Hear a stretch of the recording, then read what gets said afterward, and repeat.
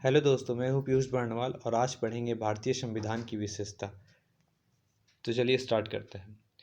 विश्व का सबसे बड़ा लोकतांत्रिक देश भारत है।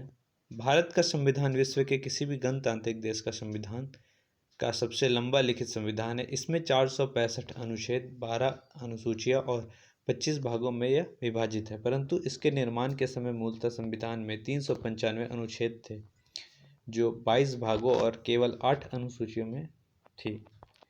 तो चलिए देखते हैं क्या कहा है। जो भारत का संविधान है वो विश्व का सबसे बड़ा संविधान है, लिखित रूप से सबसे बड़ा संविधान है। ठीक है। और वर्तमान में अनुच्छेदों की संख्या 465 है और 12 अनुसूचियां हैं।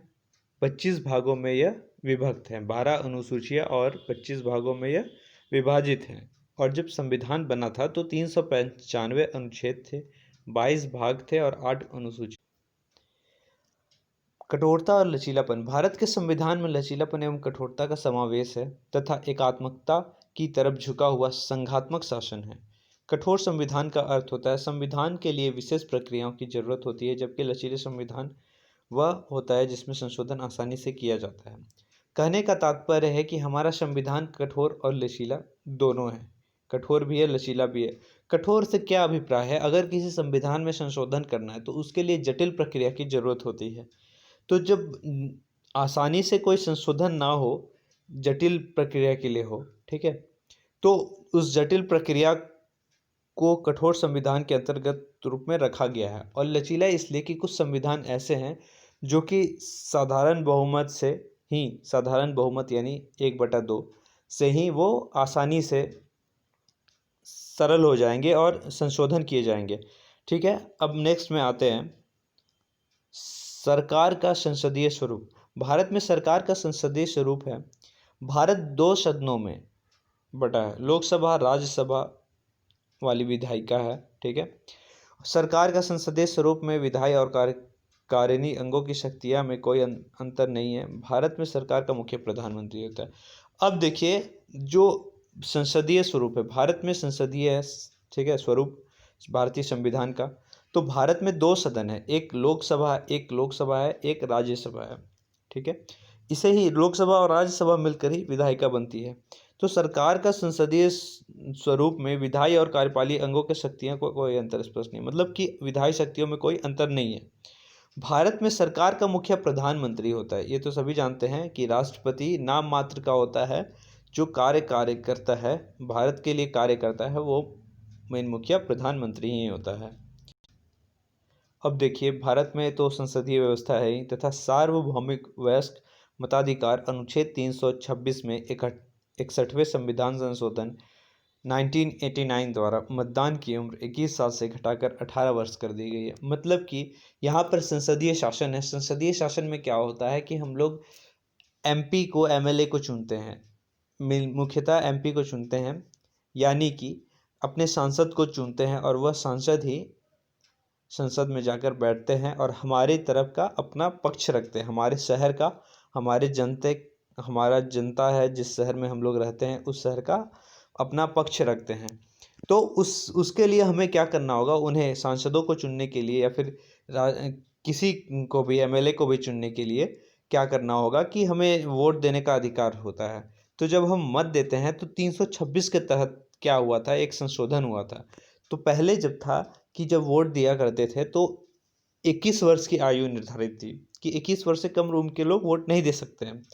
फिर क्या हुआ, 326 अनुच्छेद में जोड़ा गया, 61वें संविधान संशोधन हुआ 1989 में और मतदान की उम्र 21 साल से घटाकर 18 वर्ष कर दी गई। ठीक है। अब नेक्स्ट हम लोग आते हैं धर्मनिरपेक्ष देश।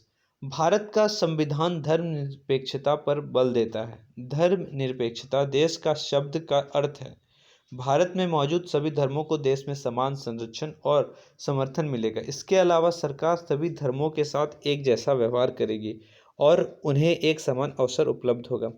कहने का यथार्थ है कि भारत है सो धर्मनिरपेक्ष देश है।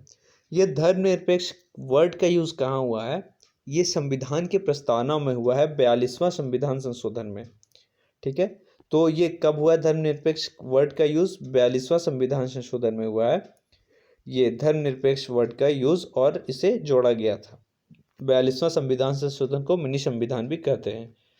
ठीक है, अब नेक्स्ट आते हैं प्रस्तावना। प्रस्तावना मूल अधिकार, राज्य के नीति निर्देशक तत्व, मूल कर्तव्य भारतीय संविधान के प्रमुख अंग है। देखिए, जो प्रस्तावना है मूल अधिकार है, राज्य के नीति निर्देशक तत्व है, ठीक है, मूल कर्तव्य है, भारत के संविधान के प्रमुख अंग है। सिंपल सी बात है कि एक संविधान होगा तो उसमें उसकी प्रस्तावना ही होगी, मूल अधिकार होंगे लोगों के, राज्य के नीति निर्देशक तत्व होंगे, मूल कर्तव्य भी होंगे, तो ये इसे अंग माना गया है। भारतीय संविधान में गणतंत्रात्मक का व्यवस्था का प्रावधान है। ठीक है, अब है भारत का एकमात्र राज्य जम्मू कश्मीर को अपना अलग संविधान है। गलत, यहाँ है नहीं होगा, यहाँ था होगा। तो यहाँ जो था वो 35A और 370 धारा लगी हुई थी, जिसके कारण से वहाँ एक अपना संविधान था, जो कि भारत के झंडे के साथ साथ दूसरे देश के कश्मीर के भी झंडा फहरा सकते थे, और कुछ और भी नियम कानून थे, इसीलिए उसका एक अलग अपना संविधान तैयार किया गया। देश के विभाजन के बाद भारत की संविधान सभा में 324 सदस्यों ने भाग लिया, परंतु केवल 299 ही रह गए। देखिए, जब संविधान सभा हुआ, देश का विभाजन हुआ, तो भारत की संविधान सभा में 324 सदस्य थे, लेकिन उसमें से परंतु मतलब 299 ही भाग ले सके। ठीक है, और प्रथम बैठक हुई थी 31 अप्रैल 1947 को। कब? जब देश आज़ाद हो गया था, उसके बाद 324 सदस्यों में। ठीक है, और लेकिन अब जो हो गया था वो 299 ही लोग रह गए थे।